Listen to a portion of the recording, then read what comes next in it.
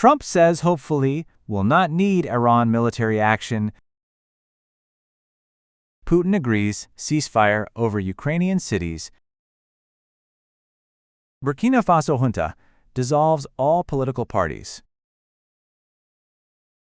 Turkey eyes Washington-Tehran mediation as Iranian FM due in Ankara.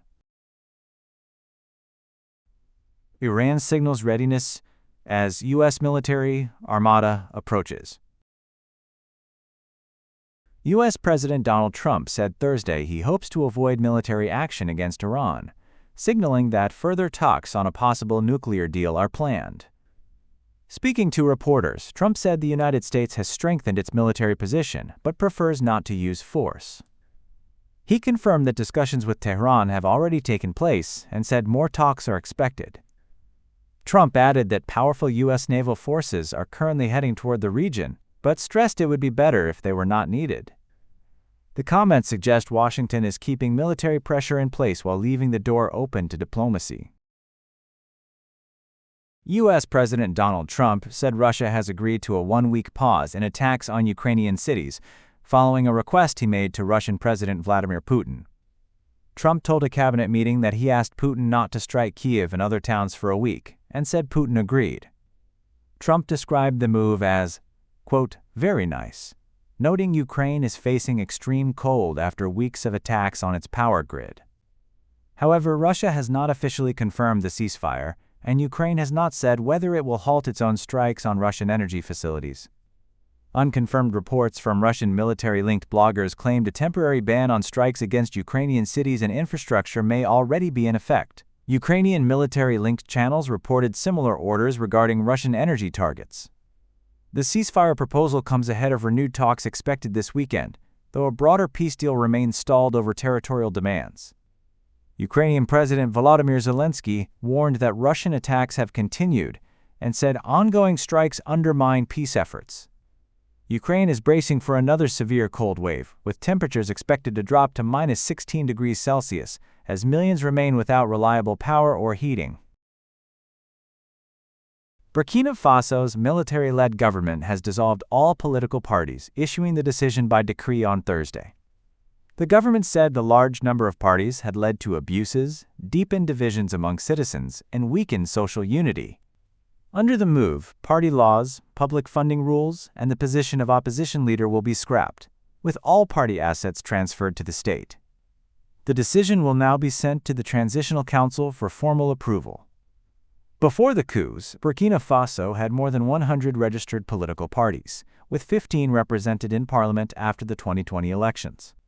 Since taking power, the junta has steadily tightened controls on political activity, already banning parties from holding public events.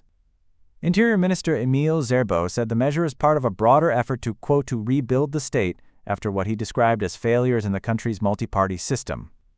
The country has been ruled by the military since 2022, when Captain Ibrahim Traoré seized power in a coup, later removing another military ruler, Paul Sandaogo Damiba.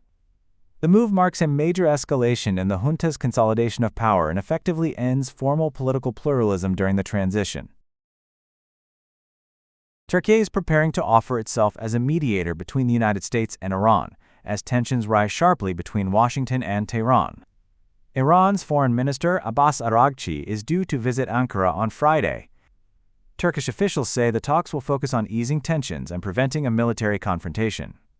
The visit comes after U.S. President Donald Trump warned of possible military action against Iran while deploying a U.S. naval strike group to the region.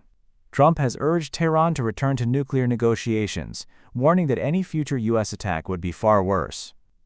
Iran has responded by saying it would react immediately and forcefully to any military strike, though it has not ruled out renewed nuclear talks. Turkey, which borders Iran and is a NATO member, has repeatedly opposed foreign military intervention against Tehran. Foreign Minister Hakan Fidan is expected to tell his Iranian counterpart that Ankara is ready to help reduce tensions through dialogue. Turkish officials say their priority is preventing war, warning that instability in Iran could overwhelm the region. At the same time, Ankara is reviewing additional security measures along its border with Iran, including the possible deployment of more troops and expanded surveillance should the situation deteriorate. Iranian officials say the country is prepared to defend itself as the United States continues to threaten possible military action, despite regional efforts to prevent a new conflict. Iran's foreign minister, Abbas Araghchi, is set to hold high-level talks in Turkey on Friday.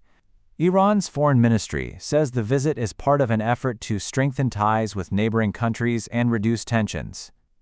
The talks come as regional leaders push for diplomacy, urging Washington and Tehran to find common ground. However, the United States has continued its military buildup near Iran, including the deployment of the aircraft carrier USS Abraham Lincoln. Inside Iran, senior political and military figures have struck a defiant tone. Officials say their priority is defense, not negotiations. A senior Iranian negotiator, Kazim Gharibabadi, said Iran is at maximum readiness to protect the country. He acknowledged that messages have recently been exchanged with the United States through intermediaries, but stressed that Iran would remain fully prepared to respond to any attack. Iranian officials also pointed to last year's strikes by Israel and the United States, saying they were targeted just as talks were about to begin, reinforcing Tehran's focus on military preparedness over diplomacy.